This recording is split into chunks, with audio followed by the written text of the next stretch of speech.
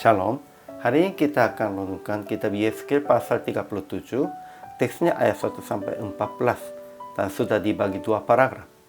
Paragraf yang pertama ayat 1 sampai 10. Tuhan memberi napas hidup di dalam tulang-tulang yang amat kering, supaya itu hidup kembali. Paragraf yang kedua ayat 11 sampai 14. Tuhan berfirman, Aku membuka kubur-kuburmu dan membangkitkan kamu dari dalamnya, dan aku akan membawa kamu ke tanah Israel. Kesimpulannya, Loh Tuhan membawa Yeskel ke lembah yang penuh tulang-tulang yang amat kering. Kemudian ia bertanya, apakah tulang-tulang ini dihidupkan kembali? Dan Nabi menjawab, Engkaulah yang mengetahui. Jadi Tuhan berfirman akan bernubuat mengenai tulang-tulang yang amat kering ini untuk hidupkan kembali itu. Yeskel bernubuat dan tulang-tulang bertemu satu sama lain. Ada ulat-ulat tumbuh daging dan menutupi kulitnya. Kemudian itu hidup kembali dengan napas hidup dari keempat penjuru angin. Mereka menjadi tentara yang sangat besar. Tuhan janji akan membuka kubur-kubur mereka dan membangkitkan mereka. Dan Tuhan akan membiarkan mereka tinggal di tanah Israel.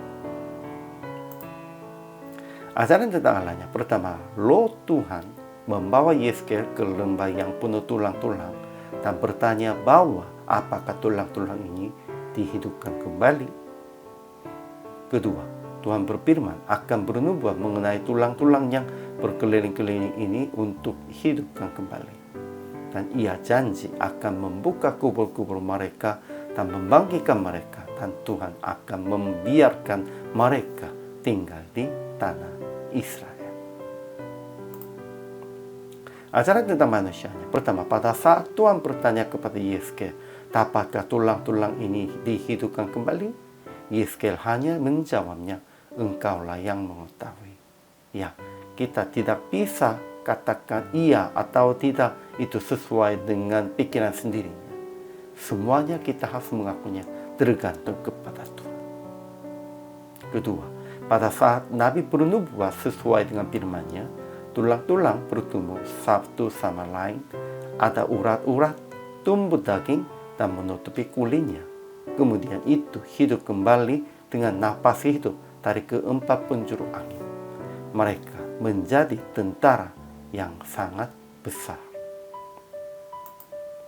Ketiga, ketika Tuhan memberikan Roh-Nya ke dalam mereka dan ia membiarkan mereka tinggal di tanah mereka, orang Israel akan mengetahui bahwa Dia, Tuhan, yang mengatakannya dan membuatnya. Aplikasi hari ini. Pertama, mengaku bahwa Tuhan sendiri tahu tentang semua, tetapi kita tidak tahu. Harus mengakunya demikian itu ya. Dan mengaku lagi, tidak ada mustahil bagi Tuhan, tetapi bagi manusia tidak. Kedua, tetap memberitakan Injil dan memelihara mereka yang kelihatannya amat kering hati. Dan tetap memohon anugerahnya yang akan hidup kembali secara total, baik bagian roh maupun bagian jasmani. Ya, dalam anugerahnya kita bisa hidup kembali secara total ya begitu. Akhirnya praktik hari ini, jangan menyerah hal apapun, jiwa siapapun, dengan berpikir hal itu tidak mungkin. Kalau Tuhan memberikan perintah, tetap melakukan dengan percaya bahwa tidak ada mustahil bagi Tuhan. Ya, Tuhan kalau bertanya, apakah itu mungkin? Kita harus jawab begitu. Ya, Tuhannya tahu. Tetapi itu artinya tidak mungkin atau itu yang mustahil, bukan begitu. Kita mengakunya. Ya, bagi Tuhan tidak ada yang mustahil. Semuanya mungkin. Dan hanya taat kepada Tuhan. Inilah kehidupan orang percaya hamba Tuhan. Hari ini juga selamat melayani. Tuhan Yesus memberkati.